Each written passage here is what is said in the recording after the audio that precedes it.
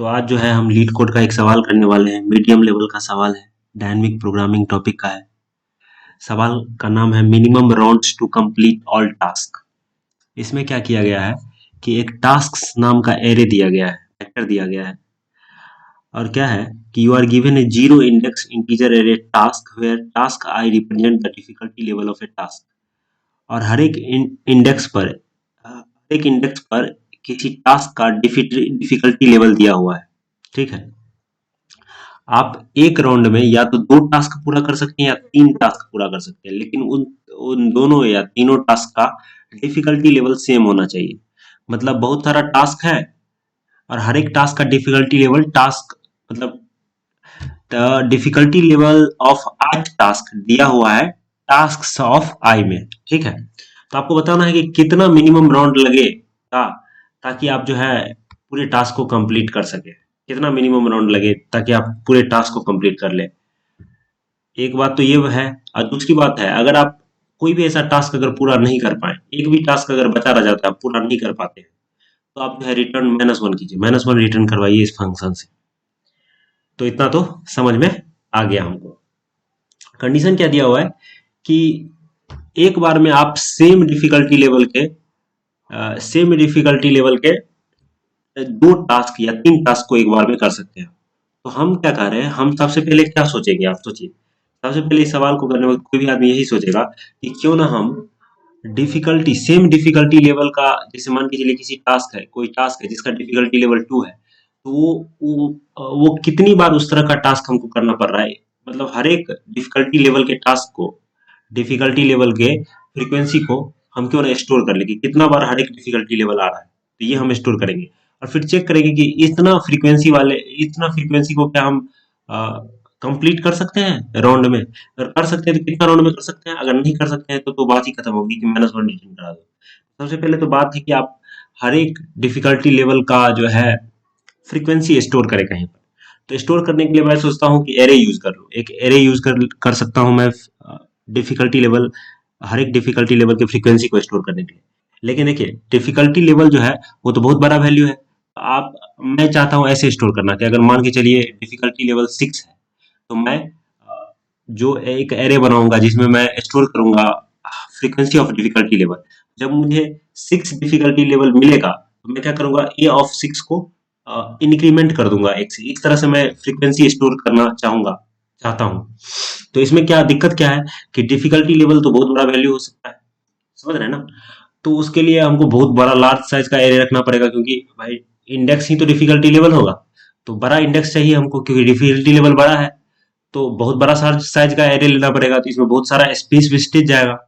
तो इसको ओवरकम करने के लिए, इसको हटाने के लिए हम जो है मैप क्लास का यूज करेंगे। किसका? मैप क्लास का, सी प्लस प्लस में। तो अगर मैप क्लास आपको नहीं आता है यूज करना, तो मैं यहीं पे बता दे रहा हूँ, मैप क्लास यूज करना, इतना से तो काम चल जाएगा आपका। ठीक है, तो सबसे पहले मैं मैप क्लास का एक ऑब्जेक्ट बनाता हूँ। मैप इंट एम इसका नाम रख देता हूँ। जब ही आपने ये लिखा तो इसका मतलब क्या है कि मैप क्लास में क्या होता है कि जैसे एरे में हर एक इंडेक्स का वैल्यू फिक्स है कि भाई 0 इंडेक्स है, 1 इंडेक्स है, 2 इंडेक्स है, 3 इंडेक्स है, 4 इंडेक्स है, 5 इंडेक्स है, ये है। इस तरह से रहता है ना रेगुलर वे में एरे में इंडेक्स। इसमें क्या है कि आप इंडेक्स का भी चुनाव खुद से कर सकते हैं कि पहला एलिमेंट का इंडेक्स क्या होगा। ठीक है, तो मैंने अगर यहाँ पर इंट लिखा, इसका मतलब, कहने का मतलब है कि मैंने इंडेक्स का चुनाव कर लिया और वो इंडेक्स का वैल्यू क्या होगा, इंटीजर होगा। मतलब मैं कोई भी इंडेक्स अगर इसमें स्टोर करता हूँ, कोई भी एक, मान के चलिए इसका साइज को 1 करता हूँ, तो उस वो जो पहला एक एलिमेंट बनेगा उस इस मैप क्लास का जो एक एलिमेंट होगा, उसका इंडेक्स वैल्यू भी इंट होगा, और उस इंडेक्स पे जो वैल्यू होगा वो भी एक इंटीजर होगा। इसका मतलब ये हुआ। तो अब देखिए, अब मैं क्या करूंगा, अब जो है मैं इस टास्क को आइटरेट करता हूँ शुरू से। मैं फ्रीक्वेंसी को स्टोर करना चाहता हूँ, समझ रहे हैं ना। फॉर इंट आई बराबर 0, आई लेस देन टास्क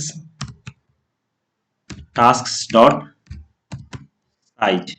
ठीक है, और आई प्लस प्लस। और मैं क्या कर रहा हूं यहां पर, एम ऑफ टास्क आई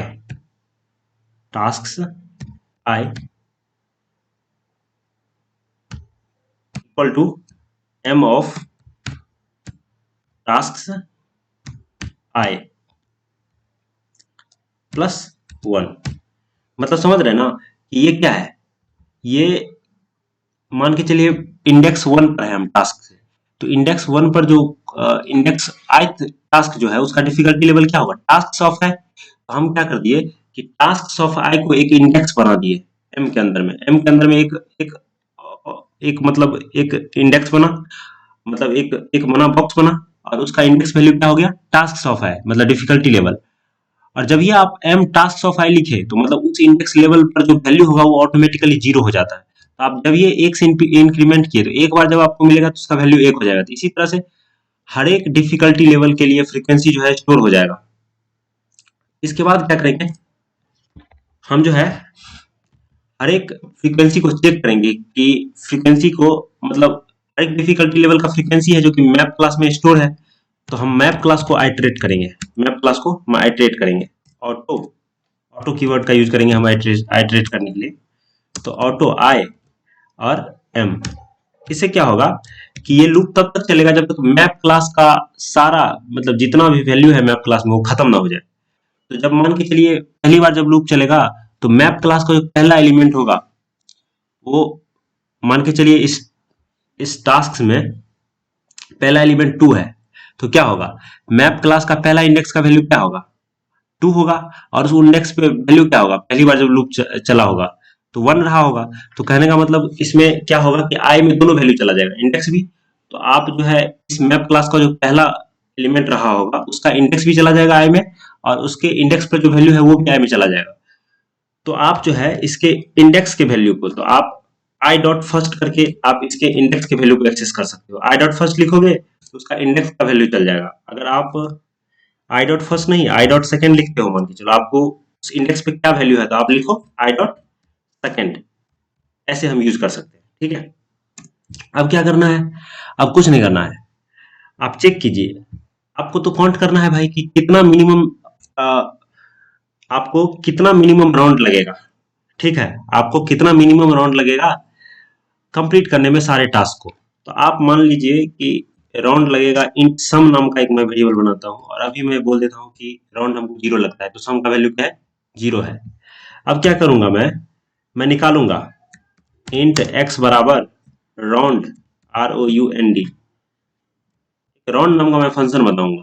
ठीक है, वो राउंड नाम का फंक्शन हमको ये बताएगा कि भाई ये जो आई डॉट सेकेंड है, मान के चलिए कोई टास्क का डिफिकल्टी लेवल 6 था, आई डॉट फर्स्ट में तो डिफिकल्टी लेवल 6 है, और आई डॉट सेकेंड क्या बता रहा है कि वो डिफिकल्टी लेवल कितनी बार आ रहा है, उस तरह का टास्क कितना है जिसका डिफिकल्टी लेवल उतना है, तो आई डॉट सेकेंड, हमको यही तो चेक करना है कि आई डॉट सेकेंड कितने कम से कम राउंड में मैं खत्म कर सकता हूँ।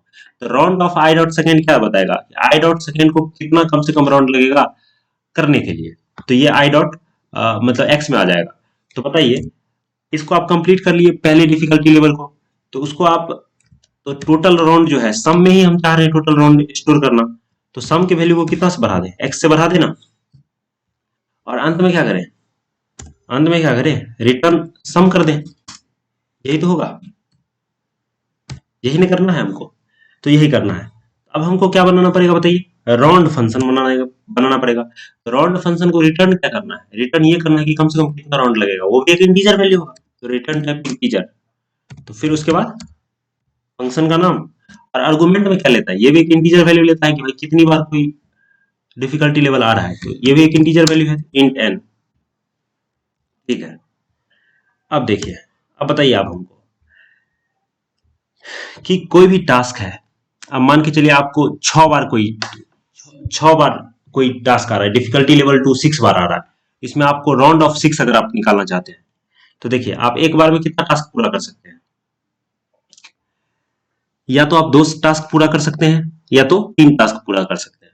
आप अगर 2 टास्क पूरा करेंगे, अगर आप 2 टास्क पूरा करेंगे तो क्या होगा, मान के चलिए आपके पास 6 गया, मतलब एन एन एन है, आप उसमें से 2 कर लिए, 2 कर लिए, मान के चलिए पूरा पूरा आप कितना कर लिए, उसमें से 2 कर लिए, तो बचेगा कितना बताइए, बचेगा कितना, n-2। आपको ये पता लगाना है कि n-2 को करने में कितना समय लगेगा, कितना राउंड लगेगा।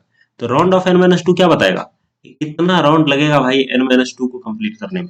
ठीक है, तो अभी आप दो तो कर लिए, तो एक राउंड तो आप कर चुके हैं ना। तो 1 plus round of n minus 2, इसको निकालिए इन एक्स। एक्स में इसको मैं स्टोर कर देता हूँ।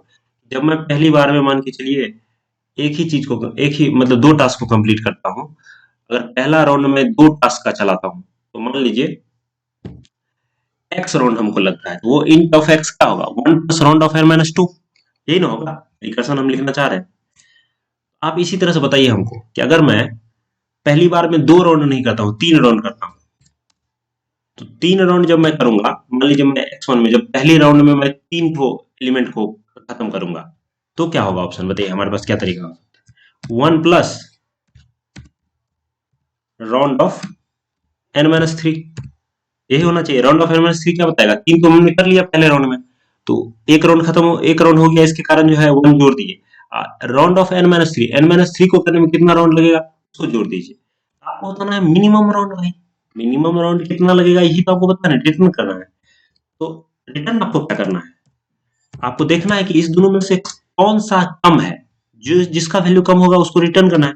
तो return minimum of x comma x. अगर बताइए n का वैल्यू 2 है, तो एक ही राउंड में खत्म कर देंगे ना, n का वैल्यू 2 है, तो रिटर्न, रिटर्न क्या करें बताइए, n का वैल्यू अगर 2 है तो रिटर्न 1 एक ही राउंड में खत्म कर देंगे। n का वैल्यू 2 हो या 3 हो, 3 भी होगा तो भी एक ही राउंड में खत्म कर देंगे, मिनिमम है ना बताना।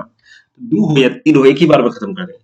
लेकिन बताइए n का value if n is less than और इक्वल टू 1 है, n इज लेस देन और इक्वल टू 1 है, तो आप इसको कभी खत्म ही नहीं कर पाएंगे, कितना भी समय कितना भी राउंड लगा दें आप। तो इनफाइनाइट इसको रिटर्न कीजिए, कितना 1e9 कर देते हैं। 1e9 का मतलब ही होता है रिटर्न इनफाइनाइट।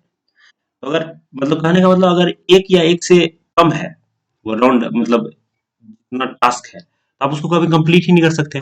तो आप बता दीजिए इसको कभी कंप्लीट नहीं कर सकते, मतलब इनफाइनाइट टाइम लग जाएगा, तो 1e9। ठीक है, इतना हो गया। तो अब देखिए अगर मान के चलिए दोनों तरीका से आप जो है कंप्लीट नहीं कर सकते हैं टास्क, तो एक्स का भी वैल्यू होगा इनफाइनाइट, 1 से ज्यादा होगा, क्योंकि 1 में कुछ ना कुछ ऐड होगा 1 टाइप का चीज। और अगर x1 का भी वैल्यू क्या हो जाएगा, 1 से ज्यादा हो जाएगा, तो मिनिमम भी क्या होगा, 1 से ज्यादा होगा। तो अगर टास्क को आप कंप्लीट नहीं कर पाएंगे तो दोनों चीज का वैल्यू क्या होगा, 1 से ज्यादा होगा है। अगर यहाँ पे बताइए x का वैल्यू अगर ग्रेटर देन 1 आ गया, if if x is greater then और इक्वल टू 1 1 आ गया, 1 इसका मतलब आप क्या समझ गए, आप समझ गए कि भाई ये जो है टास्क कंप्लीट नहीं हो रहा है, एक तो टास्क, तो जब भी कोई एक भी टास्क नहीं कंप्लीट हो रहा है, कोई भी डिफिकल्टी लेवल का टास्क अगर आप कंप्लीट नहीं कर पा रहे हैं पूरी तरह से, तब तो आपको पता है कि आपको -1 रिटर्न करना है। तो उसके बाद हम आगे चेक ही क्यों करें, तो ब्रेक लगा दें, ब्रेक लगा देते हैं। लेकिन फिर एक ठो तरीका भी तो हमको बता के रखना पड़ेगा, तो मैं यहाँ पे एक मान लेता हूँ इंट फ्लैग, फ्लैग बराबर मैं 0 कर देता हूँ। फ्लैग का वैल्यू 0 है, लेकिन एक बार अगर x का वैल्यू 1 से ज्यादा आ गया, तो फ्लैग का वैल्यू मैं यहीं पे क्या कर दूंगा, 1 कर दूंगा। ठीक है, और देखिए अगर फ्लैग का वैल्यू 1 है, यहाँ पे मैं लिख दूंगा कि अगर भाई फ्लैग का वैल्यू 1 है, फ्लैग का वैल्यू 1 है, तब क्या रिटर्न करो, तब रिटर्न करो -1, -1 रिटर्न करो अगर फ्लैग का वैल्यू 1 है। और अगर फ्लैग का वैल्यू 1 नहीं है तो सम रिटर्न करो, तब तो अब भाई बताओ कि कितना तरीका से, एक बार भी अगर मान के चलिए इफ कंडीशन नहीं चला, तो फ्लैग का वैल्यू जो है 1 रहेगा, मतलब 0 रहेगा, और 0 रहेगा तो इसका मतलब है कि सारा टास्क हम कंप्लीट किए, तो कितना राउंड में कंप्लीट किए वही तो सम ऑफ एक्स होगा, मतलब सम ही तो उसमें स्टोर, सम में ही तो स्टोर है, तो रिटर्न सम कर दिए। ठीक है, तो ये अपना तरीका रहा, अब इसको रन करा के देखते हैं। 1 मिनट, इसमें मिनिमम फंक्शन हम अभी डिफाइन ही नहीं किए। ठीक है, तो मिनिमम फंक्शन को डिफाइन कीजिए, int minimum int a comma int b, इसमें लिखिए if a is greater than b, return b. अगर ए बी से बड़ा है तो रिटर्न बी, वैसे रिटर्न ए, मतलब छोटा वाला को रिटर्न कर रहे हैं। अब इसको रन कराते देखिए, अभी देखिए क्या आउटपुट दे रहा है। देखिए सही दे रहा है। इस पे भी कराते हैं।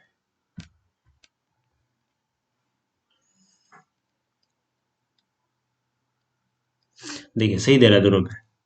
इसको सबमिट करते हैं, देखिए सबमिट करना, देखिए क्या होता है। देखिए टाइम लिमिट एक्सीडेड बता रहा है। टाइम लिमिट क्या बता रहा है? एक्सीडेड बता रहा है। तो मतलब ये ज्यादा समय ले रहा है। तो आप ही सोचिए क्यों ज्यादा समय ले रहा है। बार बार हम मान के चलिए 3 बार f(6) आया, मतलब 6 3 बार आ रहा है, रिपीट हो रहा है। मान के चलिए आई डॉट सेकंड का वैल्यू 3 बार 6 हो रहा है, तो 3 बार आप f(6) कैलकुलेट कर रहे हैं, तो टाइम तो ज्यादा लग रहा है। तो क्यों ना हम दो चीज एक बार कैलकुलेट कर लिए, उसको स्टोर कर लें। यही हम चाह रहे हैं। तो स्टोर किस में करेंगे बताइए? स्टोर किस में करेंगे? स्टोर करने के लिए एक एरे का यूज कर सकते हैं हम। एरे का यूज कर सकते हैं हम स्टोर करने के लिए। कोई नहीं, तो हम 1 मिनट देखते हैं कि एरे का तो यूज कर ही सकते हैं हम स्टोर करने के लिए। तो देखिए task dot length, task of i, ज्यादा से ज्यादा कितना टास्क हो सकता है बताइए? एक किसी का फ्रीक्वेंसी ज्यादा से ज्यादा कितना हो सकता है बताइए आप? ज्यादा से ज्यादा किसी का भी फ्रीक्वेंसी हो सकता है आपको टास्क डॉट लेंथ के बराबर। कितने के बराबर? टास्क डॉट, क्योंकि टास्क का साइज जितना है उससे ज्यादा थोड़ी हो सकता है नम फ्रीक्वेंसी, क्योंकि हर एक टास्क तो एक ही मतलब हर एक, तो समझ रहे हैं ना, टास्क ऑफ लेंथ मतलब टास्क का लेंथ कितना है इस वेक्टर का, उससे ज्यादा साइज का अथी नहीं हो सकता है, क्या कहते हैं आपका, उससे ज्यादा वैल्यू नहीं हो सकता है किसका, आई डॉट सेकेंड का वैल्यू उससे ज्यादा नहीं हो सकता फ्रीक्वेंसी। तो क्यों ना हम एक इंट टाइप का डीपी बनाए, जिसका साइज हम रख दें 1 2 3 4 5, अब नहीं 1, एक ज्यादा, ठीक है। और इसके सारे इंडेक्स को हम कर देते हैं 0, ठीक है। और हम क्या करते हैं कि जो वैल्यू हम एक बार कैलकुलेट कर रहे हैं, जैसे मान के चलिए ये n बराबर 2 या 3 एक बार हम कैलकुलेट कर लिए, इसको हम रिटर्न तो करेंगे नहीं, साथ ही साथ इसको याद भी रख लेंगे कि डीपी ऑफ एन का वैल्यू 1 है भाई। तो ये 1 रिटर्न भी कर देगा और डीपी ऑफ एन में स्टोर भी कर देगा, ठीक है। ऐसे ही यहाँ पर देखिए minimum of x comma x1 आप रिटर्न कर रहे हैं, तो दोबारा कैलकुलेट करना पड़ेगा, मान के चलिए यही चीज, तो फिर से आप जो है पूरा प्रोसेस में जाइएगा। सो नहीं तो हम क्या करते हैं, यहाँ पर रिटर्न तो करते ही हैं, साथ में स्टोर भी कर लेते हैं डीपी ऑफ एन में, ठीक है। डीपी ऑफ एन में हम क्या किए, रिटर्न रिटर्न तो कर ही दिए minimum of x comma x1 जब कैलकुलेट किए एक बार, उसको रिटर्न भी कर दिए, ठीक है। अब देखिए एन यहाँ पर निगेटिव भी आ सकता है, तो निगेटिव इंडेक्स तो है नहीं डीपी में, डीपी में होगा निगेटिव इंडेक्स नहीं, तो जब निगेटिव इंडेक्स अगर इसमें जाएगा मान के चलिए डीपी में एन में, तो क्या होगा, तो रन टाइम एरर देगा। इससे बचने के लिए इस कंडीशन के नीचे आप लिखिए इफ, देखिए इनिशियली डीपी का हर एक इंडेक्स पर वैल्यू क्या है, डीपी ऑफ एन पे 0 है। अगर 0 नहीं है इसका मतलब वो वैल्यू कैलकुलेट होकर के अपडेट हुआ है, तो फिर हम क्यों कैलकुलेट करें? अगर डीपी ऑफ एन 0 नहीं है तो हम इसका मतलब डीपी ऑफ एन मतलब f of round of n calculate कर चुके हैं, तो क्यों कैलकुलेट करें, रिटर्न ही कर देते डायरेक्ट। तो रिटर्न डीपी ऑफ एन, ठीक है। तो ये मेमोराइजेशन हमारा हो गया। तो हम डीपी ऑफ एन क्या बता रहा है कि भाई एन, एन को कैलकुलेट मतलब राउंड ऑफ एन का वैल्यू क्या है, यही डीपी ऑफ एन है, समझ रहे हैं ना, इसमें स्टोर कर रहे हैं। उसको रन कराते हैं, क्या देता है वैल्यू, सही दे रहा है टेस्ट केसेस में। सबमिट करते हैं, देखिए एक्सेप्टेड हो गया। तो ये इस तरह से अपना ये सवाल हो गया। तो ये मेमोराइजेशन भी था, मेमोराइज कर दिया हम इस तरह से, ठीक है। धन्यवाद।